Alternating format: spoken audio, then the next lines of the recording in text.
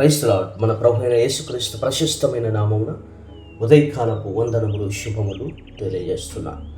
ఈరోజు ధ్యానాంశం, పవిత్రుడును నిర్దోషియు నిష్కలంషుడును పాపులలో చేరక ప్రత్యేకముగా ఉన్నవాడును ఆకాశ మండలముల కంటే మిక్కిలి హెచ్చైన వాడునైనటువంటి ప్రధాన యాజకుడు మనకు సరిపోయినవాడు. హెబ్రీయులకు రాసిన పత్రిక 7వ అధ్యాయము 26వ వచనం. ప్రియమైన దేవుని వారులారా, ప్రతి ఉదయం మన జీవితంలో ఒక కొత్త అవకాశం. కానీ మనం ఎదుర్కొనే సమస్యలు, పాపభారం, బలహీనతలు చాలాసార్లు మనల్ని నిరాశలోనికి నెట్టేస్తాయి. ఈరోజు వాక్యము మనకు ఒక గొప్ప ధైర్యాన్ని ఇస్తుంది. మనకు సరిపోయిన ప్రధాన యాజకుడు ఉన్నాడు అని దేవుడు చెప్తున్నాడు. ఈ లోకంలో మన బాధలు పూర్తిగా అర్థం చేసుకునే వ్యక్తిని కనుగొనడం చాలా కష్టం. కానీ మన కోసం పరలోకములో నిలిచి ప్రార్థన చేస్తున్నవాడు ఒకరున్నాడు. ఆయనే మన ప్రభు అయిన యేసుక్రీస్తు. ఈ వాక్యం మొదటగా చెబుతుంది, పవిత్రుడును నిర్దోషియు నిష్కల్మషుడును. మనము పాపములో పుట్టిన వాళ్ళం, పాపములో జీవించే వాళ్ళం. కానీ యేసు ప్రభు అలా కాదు. ఆయన పాపమును చేయలేదు, పాప ఆలోచనకే స్థానం ఇవ్వలేదు, లోక ఆకర్షణలు ఆయనను కదిలించలేకపోయాయి. అటువంటి పవిత్రుడైన యేసు మన కోసం దేవుని సన్నిధిలో నిలబడుతున్నాడు అంటే మన ప్రార్థనలు దేవుని చెవులకు తప్పకుండా చేరుతాయని అర్థం. మనతో కలిసి బాధపడిన ప్రధాన యాజకుడు, పాపులలో చేరక ప్రత్యేకముగా ఉన్నవాడును. ఆయన పాపములో పాల్గొనలేదు, కానీ పాపుల బాధను పూర్తిగా అనుభవించినవాడు.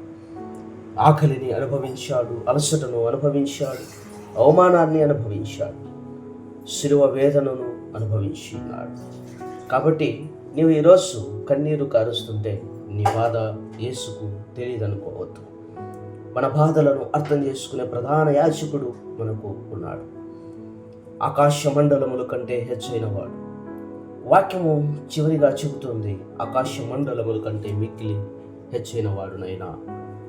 యేసు శిలువలో మరణముతో ఆగిపోలేదు. ఆయన పునరుత్థానుడై పరలోకములో దేవుని కుడి వైపు కూర్చున్నాడు. ఆయన అధికారం ఉన్నవాడు, ఆయన విజయము సాధించినవాడు, ఆయన జీవము ఇచ్చేటువంటి దేవుడు. ఈరోజు నీ జీవితంలో ఎంత సమస్య పెద్దదైనా యేసు అధికారం దానికంటే గొప్పదని గుర్తించు. మనకు సరిపోయిన వాడు. ఈ వాక్యంలో అత్యంత మధురమైనటువంటి మాట ఏంటంటే, మనకు సరిపోయిన వాడు అని. నీ బలహీనతలకు సరిపోయినవాడు, నీ కన్నీళ్లకు సరిపోయినవాడు, నీ పాప భారానికి సరిపోయినవాడు, నీ భవిష్యత్తుకు సరిపోయినవాడు మన ప్రభు అయిన యేసుక్రీస్తు. మనకు ఇంకెవరూ అవసరం లేదు. మన ప్రభు అయిన యేసుక్రీస్తు ఒక్కడుంటే చాలు.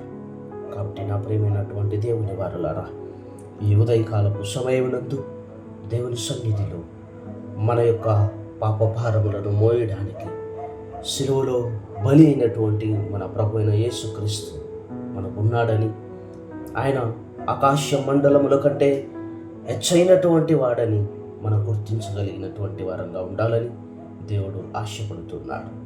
కాబట్టి చిన్న ప్రార్థనతో మన జీవితాన్ని కట్టుకున్నాం. దేవుడు మనల్ని ఆశీర్వదించుగాక.